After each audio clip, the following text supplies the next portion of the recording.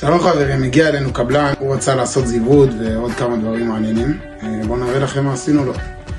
יש לנו סט מגירות מרופדות, עמוקות, ארוכות לאורך כל הארגז, 1.80 מטר, עם נעילה, עם מסרים, מגירות חזקות מאוד. עשינו לו משטח עץ, זה מחזק לו את המבנה של המגירות, שיוכל להעמיס משקלים גבוהים יותר. מערכת חשמל משולבת עם פרסור אוויר, ממיר 3,000 ואט עם פיק 9,000, ובעצם אומר שאנחנו יכולים להפעיל דיסקים, משאבות, כל גופי חימום וכל הדברים האלה. דיסק 9 אינץ' גדול, שזה צרכן מאוד גדול, הוא צורך בפיק שלו כמעט 3,000.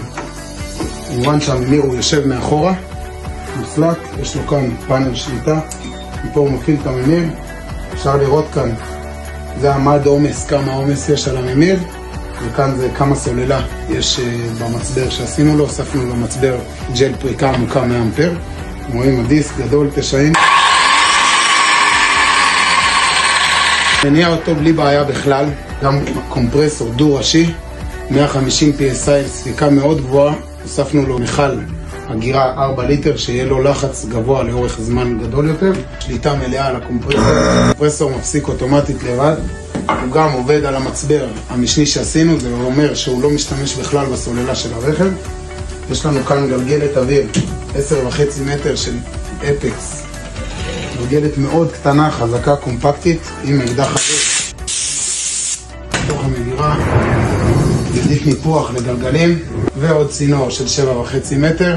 כמובן שקע מצת 12 וולט, 6 עגינות לקשירה. את הקומפרסור, קומפרסור של בלק טארוס עם מיכל הגירה 4 ליטר אלומיניום, מצבר ג'ל 100 אמפר, פריקה עמוקה עם תושבת, עיגון, כמובן עם ריפוד למטה, ריפוד למעלה, כל הכבלים מחורטים, סגורים כמו שצריך.